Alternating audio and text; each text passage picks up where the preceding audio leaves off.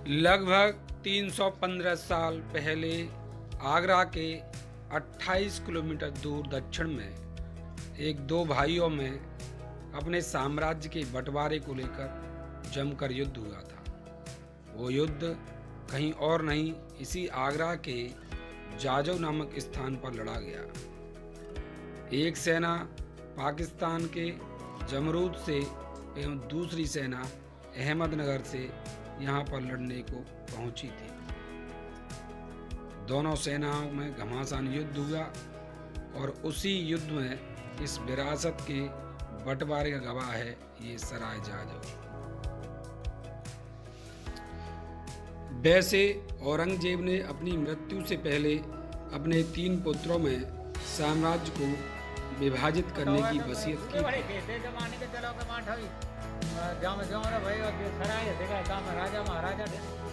फिर भी उसके 3 पुत्रों में उत्तराधिकार का युद्ध हुआ, जो यह इसी जाजौ नामक स्थान पर हुआ था। के बारे में फिरोजी लाल जी है जो महंत है यहाँ, इसके परिसर में एक मंदिर है पास ही में, तो उनसे आज बात करते हैं। देखिए बात ये यहाँ पे आपने इसके बारे में क्या सुना? मरम्मत बहुत हुई है, काम होता है, चौकीदार भी रहता है, यहाँ भी रहता है। अंदर एक गांव पहले से बसा हुआ है कि बाद में? पहले से फंसा हुआ है। कितने करीब कितने साल हो गए? इतनी तो हमारी उम्र होगी जितने बता सकते हैं भाई, ज़्यादा की तो हम मालूम नहीं क्या है। जो हमारा जन्म हो चुका है तब हम देख रहे हैं यहाँ। तो यहाँ पे हम तो गाँव बचा ही देख रहे हैं। यहाँ पे कोई त्योहार या कोई उत्सव मनता है यहाँ पे? मेला पल्ले बंदा मेला लगा इस तरह का मेला है मेला मैया को। नदी के किनारे बने स्थान पर शाह आलम यानी बहादुर शाह की सेना और आजम शाह की सेना आमने सामने थी। नदी है और नदी बनी हुई है। इस नदी का पानी उस जो सराय है, मोन्यूमेंट है, उसके गेट से जाके टकराता था, परंतु इस समय यह सूख चुकी है और ये नदी कम से कम मोन्यूमेंट से 400 मीटर दूर चली गई।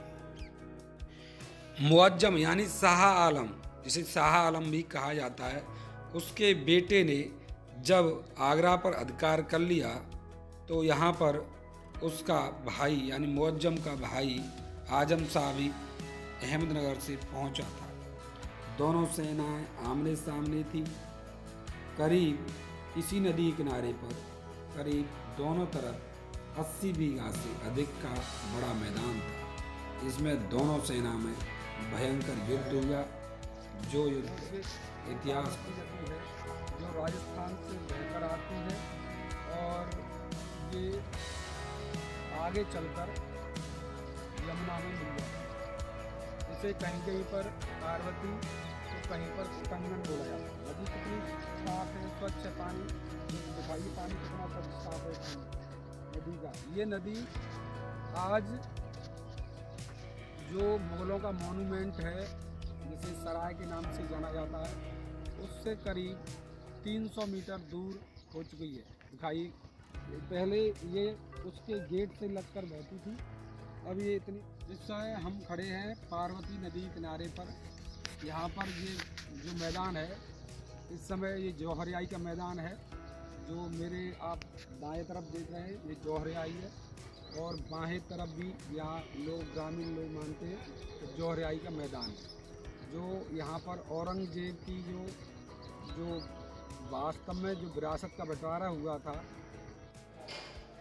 कहानी है कि यहीं पर औरंगजेब के पुत्र बहादुर शाह, जिसे शाह आलम भी कहा जाता है, उसने अपने भाई शहजादे आजम के समक्ष पिता की इच्छा के अनुसार राज्य को बांटने का प्रस्ताव रखा था, परंतु उसे आजम ने ठुकरा दिया था, जिस कारण युद्ध का दोष उसके सिर पर मढ़ दिया गया। इतिहासकार LP शर्मा ने मध्यकालीन भारत में लिखा है कि 18 जून 1707 ईस्वी को यहाँ पर दोनों सेनाओं में भारी युद्ध हुआ। इसमें आजम शहजादे की पराजय हो गई और ये युद्ध में मारा गया। उसके बाद उत्तर भारत के सभी राज्य शहजादे बहादुर शाह यानी शाह आलम के अधीन आ गए। यहीं पर एक सेना अहमदनगर से जो आजम की सेना थी, दूसरी सेना शहजादे शाह आलम की जो जमरूद पाकिस्तान के खैबर दर्रे से यहाँ पर पहुँची थी। दोनों सेनाओं के बीच वार्ता के बाद भयंकर रक्तपात युद्ध हुआ। यहाँ पर इस युद्ध का गवाह ये मैदान, इसे जौहरियाई कहा जाता है। आज भी ये 80 बीघा का मैदान है। आजकल वैसे इसमें खेती होने लगी है, परंतु ये उस युद्ध इतिहास का गवाह है। जो मुग़ल जो शक्तिशाली शासक था औरंगजेब, उसके पुत्रों में एक भयंकर रक्तपात वाला युद्ध हुआ था। यहाँ की ज़मीन बताया जाता है कि पहले लाल रंग से रंगी हुई दिखती थी। आजकल खेती हो जाने से यहाँ पर थोड़ा सा बदलाव आ गया है। ये डूबता हुआ सूर्य मानो यह संकेत दे रहा है जैसे मुग़लों का सूरज इसी तरह आपसी फूट से डूब गया।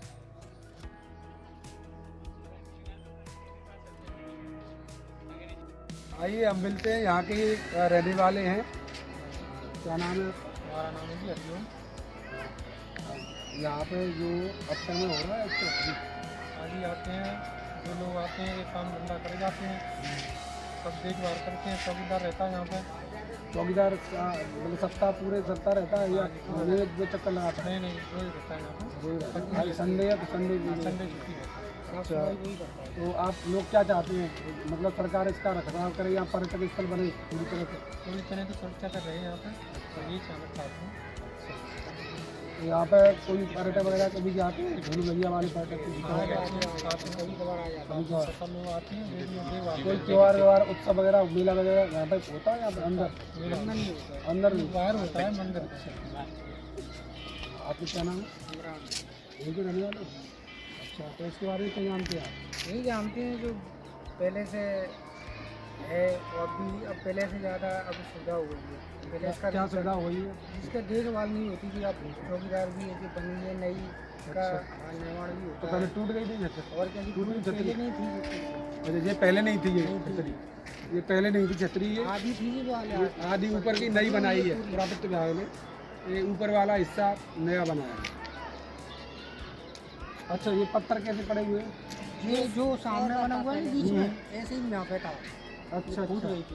तो सामने का और ये बदल गया पूरा।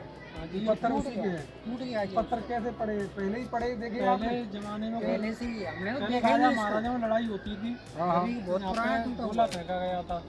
गोला फेंका गया। हाँ, तो उससे टकरा के उसे घुसने के कर गया, बाबरी में जाके गिरा था। बड़ी बड़ी लोग ऐसे बताते हैं। अच्छा अच्छा, तो उससे तो के गोले से टूटे ये सब। तो बोले मतलब पत्थर में दिखाइए आप जो है, तो के गोले से टूटे हुए पत्थर हुए। ये पत्थर तो इतने बड़े बड़े पत्थर हैं यहाँ पे। तो का गोला इधर से आया है, ग्वालियर रियासत। हाँ, ग्वालियर रियासत। ग्वालियर की तरफ से तो गोला आया है। ये पत्थर पूरी तरह यहाँ पे ढह गए। ये सामने बना हुआ है, इसका एक पार्ट है। दूसरा सराय का तो सामने बना हुआ, वहाँ पर ये जो आकृति बनी हुई है यहाँ पर नहीं है आकृति। यहाँ पे टूटी हुई आकृति है पूरी तरह से। ये पत्थर पड़ा हुआ, कितना मोटा पत्थर है, तो गोले से खंडित हो गई। यहाँ पर व्यापारियों परम प्रमुख केंद्र रहा, राज सत्ता का भी केंद्र रहा है यहाँ पर। और ये बड़े बड़े पत्थर हैं, इनका कोई डेट पड़ी है क्या? इनका डेट करीब 357 साल पुराने स्मारक को यहाँ की जो एक मस्जिद है वो इसकी तिथि और डेट को व्यक्त करती है, तो बताती है यह स्मारक कितना पुराना है। यहाँ पर परिसर दोनों साइड से बहुत बड़ा है, इसके बीच में आज एक आबादी बस गई है। खंडर होते हुए परिसर पर अक्सर कई प्रकार के दर्शक आते रहते हैं। यहाँ पर इसके बीचों बीच बनी मस्जिद, जिसे 1085 हिजरी की बताया जाता है, उस पर लिखा भी हुआ है 1085 हिजरी, जो फारसी भाषा में है। यहाँ के मौलवी से हमने मुलाकात की तो उन्होंने पूरी जानकारी दी और बताया कि ये मस्जिद 1085 हिजरी की बनी है। सालों से यहाँ सेवा कर रहे हैं मस्जिद। कब बनी ये मस्जिद? 1085 हिजरी में। 1085 हिजरी। अच्छा, यानी कितने साल हो गए आपके हिसाब से? 24 50 1485 में 1450 1085। अच्छा अच्छा। और ये सराय जो कितनी पुरानी है करीब? जगह ये सराय होगी 1085। यहाँ पर डेट लिखी है कहीं पर? डेट लिखी है या डेट उतार दो जी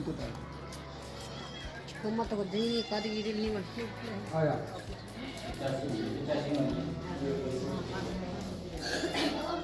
1085 कहाँ पे लिखी है? आप हाथ रख के बताओ।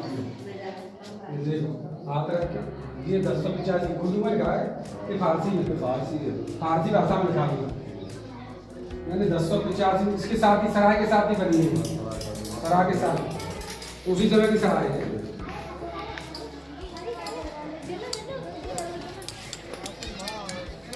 गांव का निवासी हूँ। ये गांव सराय जाजू है, सराय के नाम से है ये, और काफ़ी वर्षों से है ये। हम तो यहाँ पैदा हुए हैं, उससे पहले से ही बसा हुआ गांव है। और असल में इस गांव की एक विशेषता ये है कि यहाँ पुरातत्व विभाग की जो बिल्डिंगें बनी हुई हैं इनमें सरकार कोई ध्यान नहीं दे रही है। अगर ये सरकार का थोड़ा सा इधर ध्यान हो जाए तो NH3 हमारे गांव के बगल से गुजर रहा है, दिल्ली टू बॉम्बे, और गांव के बगल से एक नदी भी बह रही है, क्या नाम है? और पार्वती नदी है, और काफ़ी बड़ी नदी है वो, उसमें पानी भी है। तो हम यही कहेंगे कि अगर सरकार थोड़ा सा इस पर ध्यान दे ले तो ये जगह बहुत अच्छी और पर्यटन स्थल बन सकती है। और इससे पर्यटक स्थल इसको बनाएंगे तो हमारे गांव की जो बेरोजगारी है वो भी खत्म होगी, आसपास की जो बेरोजगारी है वो भी खत्म होगी, और यहाँ का सुंदरीकरण होगा तो उससे यहाँ का पर्यटकों का आना जाना रहेगा। बहुत अच्छी जगह है।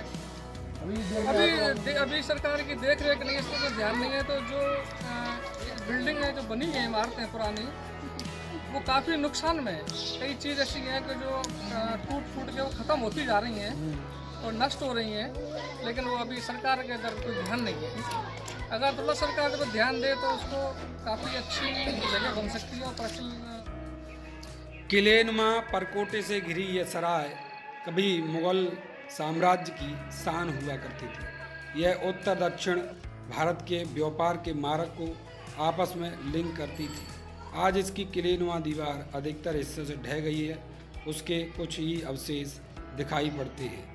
हालांकि यहाँ पर पुरातत्व विभाग ने एक बड़ा बोर्ड लगा दिया है जिसमें 100 मीटर के क्षेत्र को निषिद्ध क्षेत्र घोषित कर दिया है, परंतु यह बोर्ड अतिक्रमणकारियों के लिए केवल एक बिना सिर वाला बिजूका साबित हो रहा है जो किसी को डरा नहीं पा रहा है। हर ओर अतिक्रमण का शिकार इसकी एक बावड़ी जो बहुत सौंदर्य से युक्त थी, आज यह इस तरह दिखती है। करीब 10 साल पहले इसका यह रूप भी अतिक्रमण का शिकार था, परंतु उसे आज अतिक्रमण को आज तक हटाया नहीं जा सका। लोगों को उम्मीद है कि हम हर साल विश्व धरोहर सप्ताह मनाते हैं, परंतु ऐसी इमारतों पर ध्यान नहीं देते। इस समय विश्व विरासत सप्ताह चल रहा है। सरकार को चाहिए जो ऐतिहासिक मूल्यवान धरोहर है, ऐतिहासिक मॉन्यूमेंट है, जो बहुत बड़े भारत के बहुत बड़े साम्राज्य की अवसान का प्रतीक जो इमारतें हैं उनका निर्माण करें और यहाँ पर पर्यटक स्थलों के लिए उन्हें विकसित करें। यहाँ पर लोगों का यही कहना है कि ज़्यादातर लोग यहाँ पर पर्यटन के लिए आए, बहुत सारे लोगों को रोजगार मिल सके और बहुत सारे लोग यहाँ पर बहुत ही अच्छा मनोरम दृश्य है। पीछे नदी है यहाँ पर पार्वती नदी जो यहाँ पर पहले इससे ही सटकर बहती थी, अब यहाँ से काफ़ी दूर चली गई है, यहाँ पर खेती हो रही है। तो सरकार से लोगों की यही मांग है कि ऐसे विश्व विरासत सप्ताह के अवसर पर इस चीज़ को ध्यान में रखते हुए यहाँ के युवाओं के लिए कुछ रोजगार मिल सके, इस तरीके से इस स्थल को विकसित किया जाना चाहिए। न्यू दिल्ली ट्रैक के लिए आगरा से